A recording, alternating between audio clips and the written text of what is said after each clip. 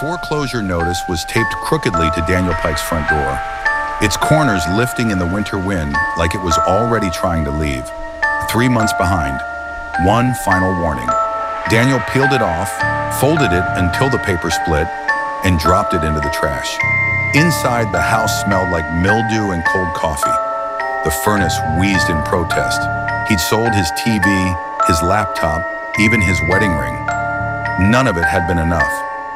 That night, scrolling through classifieds on a cracked phone screen, he found the ad. Volunteers needed. High compensation. No experience necessary. Discretion required. There was a number. No company name. No address. He called. The lab was buried beneath a shuttered textile factory on the edge of town.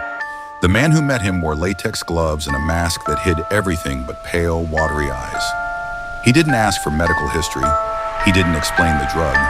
He only slid a contract across the table and tapped the line where Daniel needed to sign. "You'll be monitored," the man said. "You'll be compensated. If symptoms occur, report them."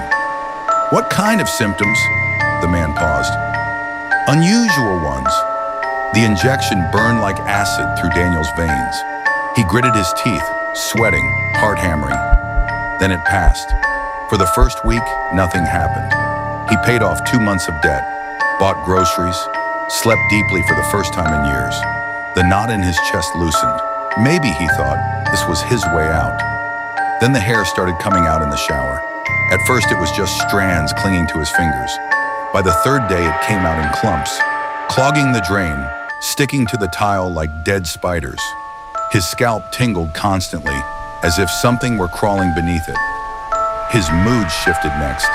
He snapped at strangers, shouted at telemarketers, felt a simmering rage that had no target. Sometimes he caught his reflection in store windows and didn't recognize the hard, hollow stare looking back. The changes accelerated. His fingernails cracked and split, peeling away from the beds in thin, bloody layers. His teeth loosened, one by one, until brushing sent pink foam dribbling into the sink, along with fragments of enamel. He stopped smiling, stopped speaking much at all. Food tasted wrong. Cooked meat made his stomach churn. The smell of frying beef turned rancid like rot. He began eating steaks barely warmed, then raw, then cold straight from the package. The iron-rich taste flooded his mouth, electric and satisfying. He craved it constantly, gnawing hunger, twisting his gut.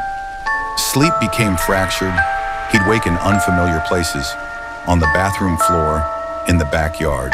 Crouched in the corner of his basement, his clothes would be torn, his hands sticky, stained dark. His phone showed hours missing from the night. Once he found muddy footprints leading from his door into the woods and back again. He tried calling the lab. The number had been disconnected. The hunger grew unbearable, not just for meat, for warmth, for life. It began as a smell. Passing people on the street left trails of scent behind them, invisible ribbons of heat and blood that made his mouth water. Their heartbeats thrummed in his ears like distant drums. He stopped going outside. When he ran out of food, he chewed on raw potatoes, paper, even leather.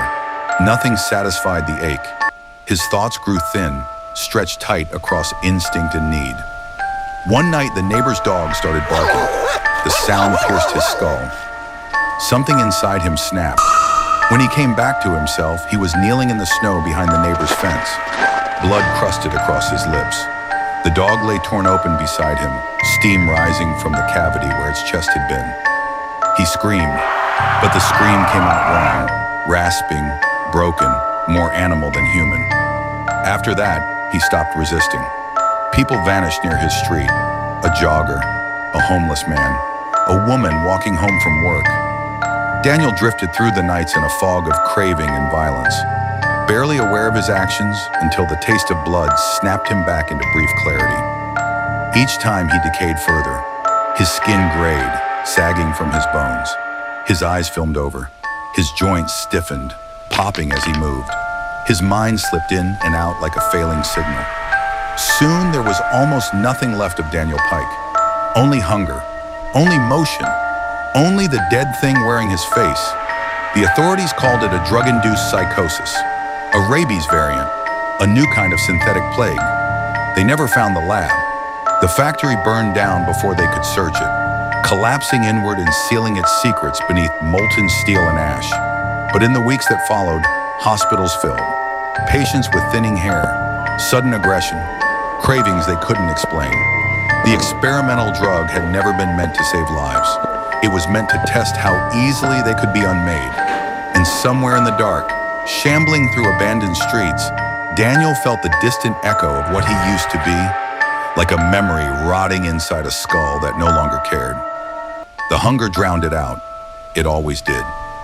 Thank you for the support. It keeps the darkness alive. Stay locked in, keep your lights low, and subscribe to Quick Creepy Tales, where the stories don't end when the video does. See you in the next nightmare.